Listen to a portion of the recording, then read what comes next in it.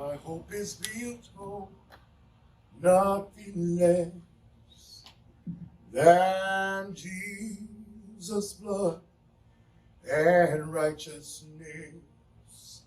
I dare not trust the sweetest frame, but wholly lean on Jesus' name.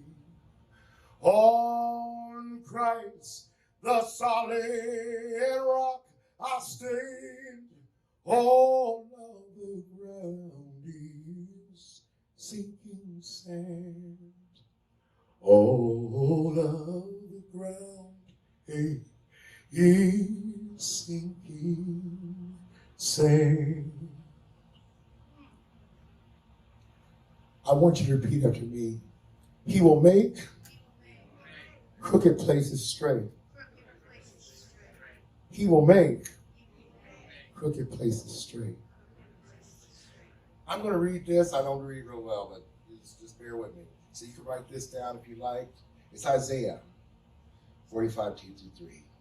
I will go before thee, and I'll make the crooked places straight.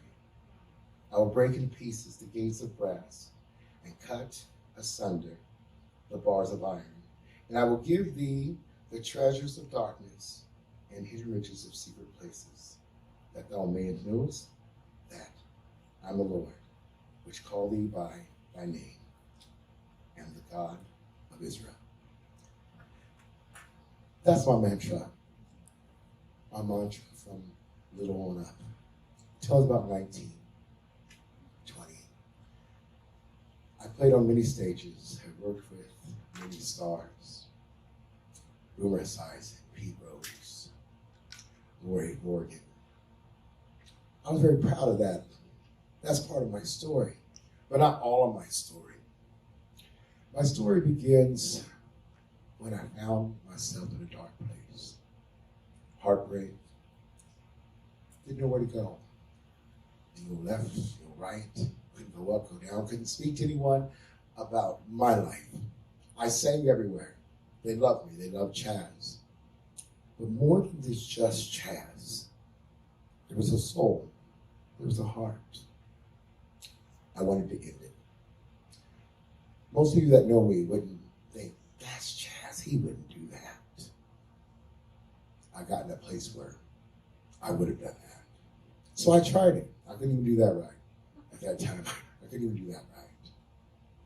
I got hooked on drugs for 15 years. 15 long years. I gave up my singing, I gave up my playing, I gave up my stage, I gave up my clothes, I gave up a lot of things. I wandered around until I could find something that was peaceful to me. It was my grandparents' home. I found this place. It was abandoned at the time, and I walked in it.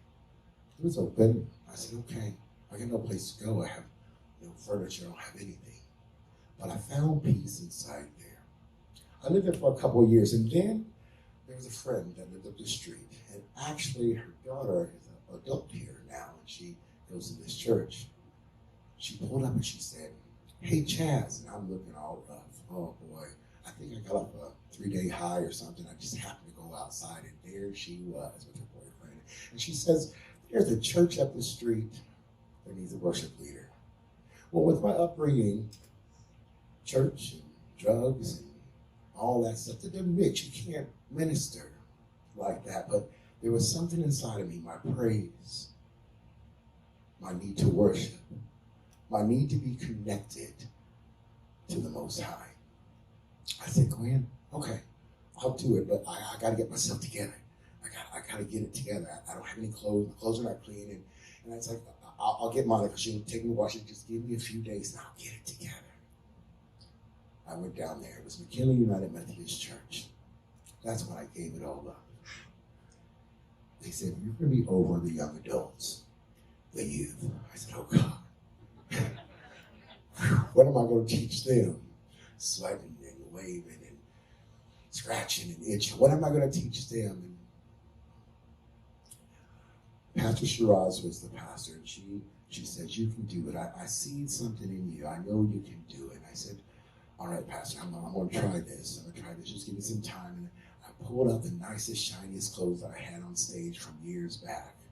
Nice, shiny blue shirt. Looked like probably Saturday Night Live or Saturday Night Fever, whatever you want to call it. But I got it together, okay? Not realizing that these clothes are in the house for 5 years while I'm doing my drugs. And they got a smell to them. Because you know, this house had no running water, had no electric, it had no sanitation, didn't have a toilet, didn't have anything. Just a big yard and a big house and a shell, an empty shell, like me. So I got my clothes together, went down to McKinley and Sunday, and I can remember doing the first Sunday worship. We got to the prayer song, and I started playing. What God has for me is for me. What God has for me, it is for me. I know without a doubt that He will bring me out. What God has for me, it is for me. It is for me. It is for me. What God has for me, it is for me.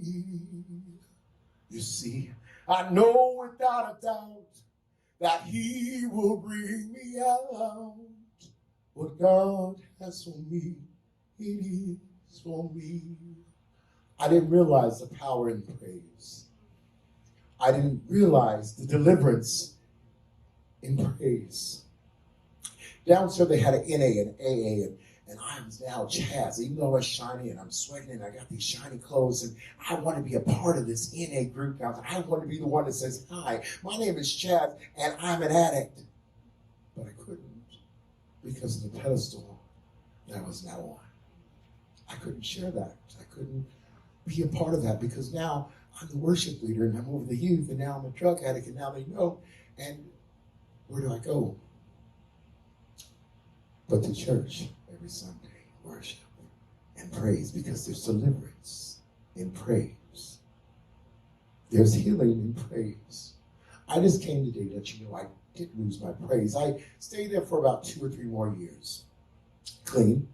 It's all right. It wasn't easy. Anybody that was on drugs knows it's not easy. You wake up thinking that you took a hit and guilty all day that you didn't, but you did in your dream.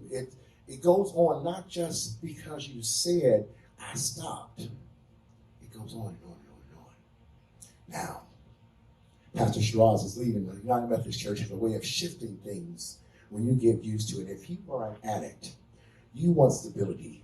You want something that you know it's there. Your partner, your house, your life. You need stability. United Methodist Church pastors move. They move at the drop of a dime. Oh, I'm gone next Sunday, and then Pastor Chadz is gone. She was my mentor. I met a woman at McKinley, and she says, you're not going to like this lady, the new lady, but I got an idea. There's a church up north. God bless her. Look, I'm just now getting myself together. I'm getting 3 years in.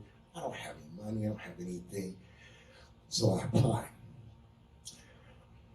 No car. That went with the drugs. No new clothes. That went with the drugs. But I applied. Now, when I applied for this job, I didn't think that. I was at a black church. Now, most of you guys are here white. When you're in a black church and you're a black man, you just got it going on. You know what you're doing. Now, this new church wasn't a black church. I call it the Palace. Miss Etheline Washington, my godmother, took me to my audition. One audition was 12 angry men sitting around a table. And they were going to, not just do a background check, they were going to question me. And I'm sitting in the center of the table trying to keep it together. And she's sitting next to me like, pat my leg, it's going to be okay. And there's Pastor John right in the middle. And he's like, okay. So they asked me questions. And I'm thinking, how long will I be here? Do I want to do this? This is Palace. He's liking me. I'm thinking, this is beautiful, but not beautiful because it's too big. I don't know what I'm doing. At the end of it, in the wintertime, I lose my voice like I do now. And they said, well, why don't you sing for us? And they took us into this little sanctuary that was a smaller version of the church I was before, with the stained glass. And it was beautiful. And I can remember walking down the aisle like this. And I said, Pastor John, I don't have a voice. He says, that's okay. We saw you on YouTube or something. I thought, okay, just go ahead and try it. I get behind the keyboard. Because of who you are, I give you glory. Because of who you are, I give you praise. Because of who you are, I will lift my voice and say, Lord, I worship you because of who you are. I got in the car and I got home and I sat in my car and I was looking. They said, I'll get in touch with you, I'll get in touch with you. Knowing there's no lights in my house.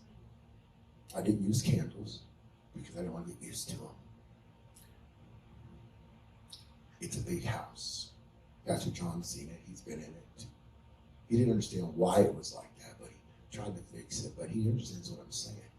At night, you have a light over there, and that's it. And my dogs. I sat in the car.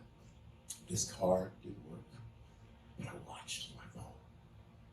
Couldn't help it. Please let me get this job. I don't know how I'm going to do it. I don't know how I'm going to get out there. I don't know how I'm going to move. I don't know how, Lord, but you're going to make a way. Then I started singing. And I found there's answers in praise. There's deliverance in praise. There's mercy in praise. There's grace in praise. I got this job. I met Elizabeth and John. We're almost done here. Get the music for me.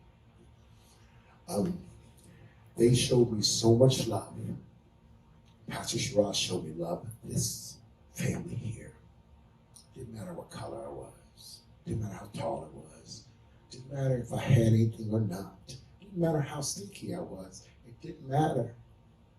They took me in. Our first Christmas, they invited me over to their house. And they said,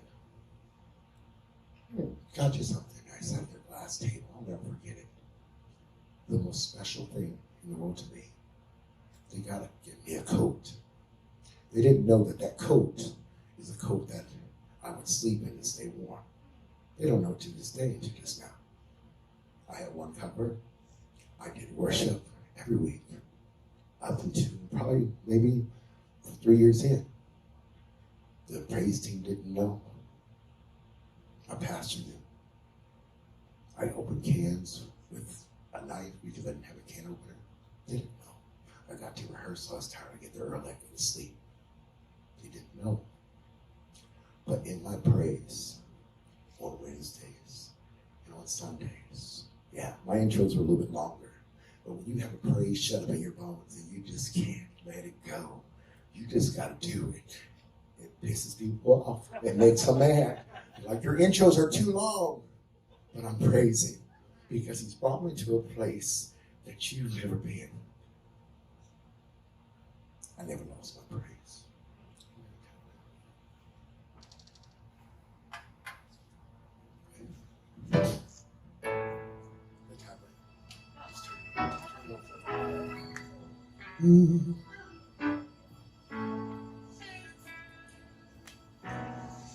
I lost some good friends along life's way. Some loved ones departed to heaven to stay. But thank God I didn't lose everything. I lost faith in people who said they cared. In the time of my troubles, they were never there. But in my disappointment, in my season of pain, one thing never wavered, one thing never changed.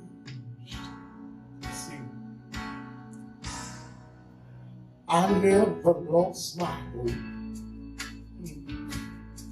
Oh no, I never lost my joy. Oh, I never lost my faith. Most of all,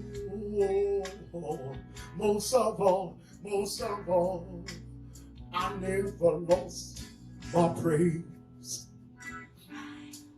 You see, it's still here. My praise.